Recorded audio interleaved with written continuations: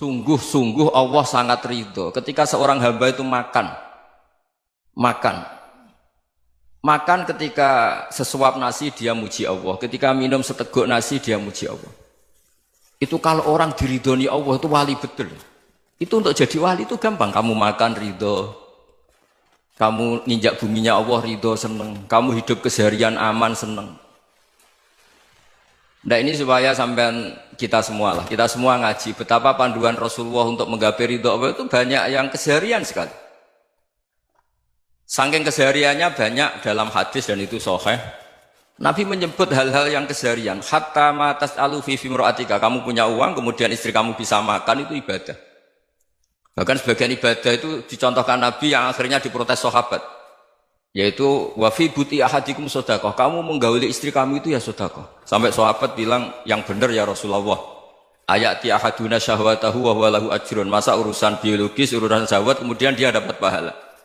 Nabi menjawab, alaysa lawadu'aha fi haramin akana alaihi wisrun. Bagaimana kalau dia meletakkan ke yang tidak benar, itu kan dosa. Nah, hal-hal seperti ini yang saya ingin teman-teman semua. Saya juga agak ingin ngaji demi Anda juga agak ingin. Itu dosa sekali ngaji kok, pesanan kelompok tertentu itu enggak boleh. Islam itu untuk semua. Jadi ya cuma karena di depan saya jenengan ya seakan-akan jenengan korbannya. Itu ada ilmunya dalam usul fikih itu. Jadi orang itu harus ngaji usul fikih.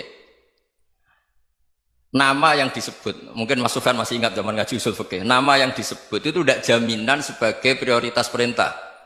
Jadi misalnya gini, kebetulan yang di depan Nabi itu Abu Dzar. Nabi ya bilang, ya Abu Dzarin ini uhibbuka misalnya, atau ya Mu'ad ini uhibbuka, atau ya Abu Hurairah ini uhibbuka misalnya. Banyaklah riwayat yang Nabi nyebut ya Abu Dzarin, ya Mu'ad, ya Abu Hurairah.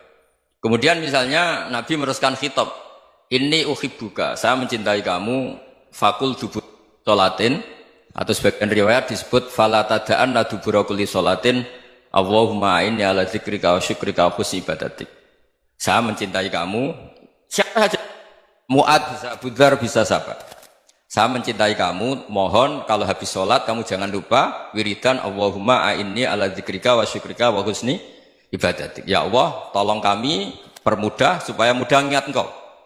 Anda tidak bisa mentang-mentang, wong nama saya Parmin, nama saya Purnomo, itu yang diperintahkan Mu'ad misalnya. Jadi yang disebut satu, tapi khitab itu untuk siapa saja. Saya teruskan. Jadi saya mohon semua kita melakukan kebaikan itu, kalau dalam kaidah fikih disebut al-yakin la yuzalu bisyak. Banyak kebaikan yang kebenarannya itu 100%. Tidak punya efek samping ke pihak lain, ke kelompok lain, ke komunitas lain. Itu tadi misalnya Anda makan, dan itu murah sekali, hanya butuh satu piring. Setiap punyaan kamu muji Allah, setiap minum kamu muji Allah. Itu redaksinya Rasulullah SAW disebut, Allah sangat ridho ketika seorang hamba makan, kemudian dia memuji Allah. Atau minum, kemudian dia muji Allah. Logikanya gampang, negara seperti ini yang kamu harapkan bentuknya kayak apa, mertua, ipar, komunitas, tetangga, itu nyata terjadi itu kan belum pasti. Sementara yang mesti terjadi adalah kamu butuh makan, kalau tidak mati. Butuh minum, kalau tidak mati. Butuh bumi yang nyaman ditempati, kalau tidak kita juga mati. Sebab itu Allah kalau menyebut nikmatnya itu hal-hal yang keseharian. Alladzi at'amahum min ju'. Allah itu siapa? Allah itu yang menciptakan kamu bisa makan. Tidak berlebihan, Allah itu yang menciptakan kondisi sosial itu ideal. Zaman Nabi itu ya ada orang munafik. Orang-orang pilihan Allah itu juga diuji orang sekelilingnya yang macam-macam. Semua diuji sesuai konteks zaman dan waktu. Nah, tapi ada ibadah-ibadah yang selalu disarankan Nabi. Sampai Nabi itu pernah ditanya, ayul islami khairun ya Rasulullah, Islam terbaik itu gimana? Jawaban Nabi itu unik. It'amut to'am. Islam terbaik itu ya makan-makan, santai-santai. Ketika Allah menyebut beberapa kebaikan, falak tahamal akobah, wa ma adrokan apa? Mal akobah. Terusannya apa? Fakku rokobah. Terusannya apa? Au it'amun fiyaumin di masubaya. Atau acara makan-makan itu juga Islam. Kenapa? Ya bayangkan kalau tidak ada makanan, kita mati kan? Kondisi sosial tidak ideal itu Anda masih gak apa-apa. Tapi kalau Anda tidak makan, Anda tidak minum, Kamu punya istri cerewet masih bisa hidup, punya mertua cerewet masih bisa hidup. Tapi kalau tidak makan bisa mati. Berarti penting mana istri sama makan? Penting mana? Makan. Semoga istri Anda dengar, nanti kamu disuruh makan tapi pulang deh. Itu kalau dibahasakan makan masih memahami. Penting mana nasi satu piring dengan istri. Nggak ada nasi mati, nggak ada istri belum mati. Penting mana? Gak berani jawab kan? Nah, ternyata Anda ada garang kan di depan istri. Jadi saya mohonlah, mungkin Mas Sufyan Sauri tadi yang bisa bantu lah. Teman-teman tuh ngaji yang keseharian saja. Karena kita nyari ridha Allah itu berdasar firman Allah. Dan firman Allah itu menyebut keseharian tuh riang, gampang. Yaitu tadi misalnya wa min ayatihi manamukum billaili wan nahar. Termasuk ayat-ayat Allah itu kamu tidur.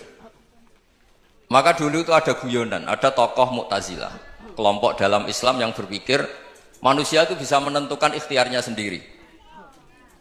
Karena saya bisa duduk, ingin duduk, ingin berdiri, berdiri. Karena kelompok ini nggak terima kalau semua kehendak Allah, nanti bagaimana kalau semua kehendak Allah kok ada hisab ya, ada sanksi. Lucunya itu dia akhirnya ini cerita ya, mencintai seorang perempuan cantik sekali. Dan itu dia menjadi ahli sunnah itu oleh hal-hal yang sepele. Karena istrinya cantik, ya namanya suami istri itu hubungan intim. Terus ditanya, Mas, masih ingin lagi? Masih. Silahkan diulang lagi. Wah ya tidak bisa. Katanya manusia bisa menentukan yang diinginkan. Itu tobat itu. Itu nggak bisa ditobatkan Mas Sufyan Ats-Tsauri. Orang cantik yang mudah nobatkan orang itu orang cantik. Segampang itu. Akhirnya kita tahu, makanya kalau dalam kitab Hikam itu disebut al-aqil mayyakul madza yaf'alu wa hubi wal ghafil mayyakul madza af'al. Orang yang punya akal karena sadar ini wilayah Allah, semua milik Tuhan. Itu dia tiap hari berpikir, besok Allah akan melakukan apa terhadap dunia ini. Kamu merencanakan sesuatu mau plesir, ternyata gempa. Mau wisata ke Rusia, ternyata perang. Kamu tidak pernah tahu apa yang akan terjadi besok. Wa ma tadri nafsum madza taksibu. Tapi anda semua kita ini sering punya jadwal permanen. Makanya saya kalau diundang siapa saja bisa takdir. Yang jelas Gus, ini acara penting.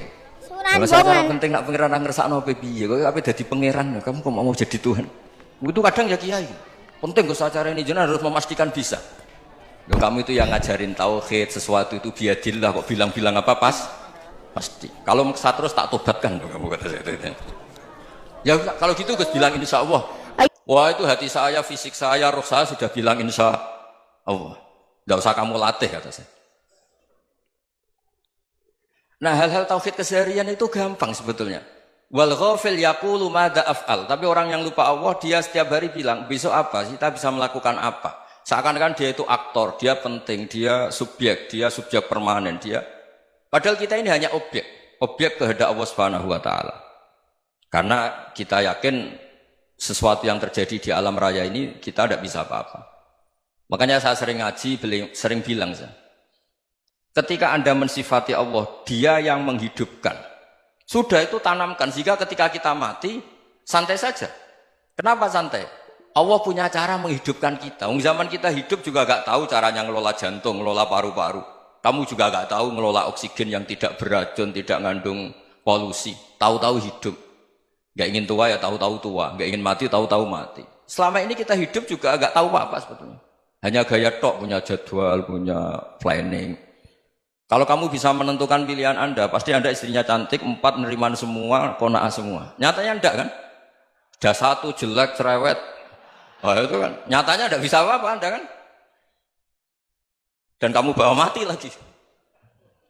Itu kan, istri Anda juga gitu, punya keinginan, punya suami yang ganteng, yang jabat, yang neriman, yang enggak poligami. Ya enggak kesampaian juga. Kalau kita ngitung tingkat kegagalan kita itu gagal terus. Ya kan? Nah, terus ingat Allah. Madza yaf'alu wa bi. Orang yang punya akal selalu berpikir Allah itu menghendaki apa terhadap saya. Lalu sama-sama orang melihat orang yang serius. Itu kata Anda itu pemikir berat, serius. Senang punya tokoh yang merengut tuh, karena kamu anggap serius. Tapi sebagian orang anggap orang yang serius itu wong merengut, wong masam, wong muka kok ditekuk. Jadi sama Itu hati, ya muqallibal qulub tsabbit qalbi ala dini. Karena kita nggak tahu cara berpikir kita tentang orang lain, tentang sekeliling kita. Misalnya kita orang baik yang jenis ngurmat fakir miskin. Ada orang bangun masjid mewah itu janggal. Apa artinya masjid mewah kalau banyak orang kelaparan? Tapi kalau yang jenis pendidikan, apa artinya masjid mewah kalau tidak bisa ngaji? Nanti yang jenis infrastruktur, apa artinya ini kalau semuanya punya sudut pandang yang berbeda-beda. Dan Islam mengapresiasi semua kebaikan. Tapi katakan semua kebaikan itu adalah kehendak Allah Subhanahu wa taala. Karena apapun baik Anda itu pakai fasilitas yang diberikan oleh Allah Subhanahu wa taala. Sehingga ini yang disebut qulillah sumadarhum fi khawdihim yal'abun. Ya kembali tadi ke tema-tema bahwa keseharian Anda ini sudah Islami. Saat Anda tidak bisa melakukan apa saja. Saya sering ada jenazah, biasanya kalau tetangga meninggal saya sering disuruh ngelepas.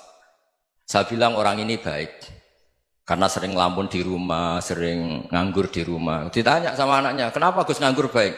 Ya kalau dia nganggur artinya juga agak berbuat sesuatu yang maksiat kan? Ya kan? Orang nganggur di rumahnya ya tidak bunuh orang, tidak maling, tidak korupsi, ya namanya nganggur di rumah. Lah cuma istri cara pandang nganggur gak menghasilkan uang itu. Tapi juga gak menghasilkan kriminal kan? Jadi sebenarnya Islam itu makanya kalau sampai ngaji usul fikih itu ada kitab usul fikih namanya Lubul Usul, itu terkenal sekali di pesantren itu.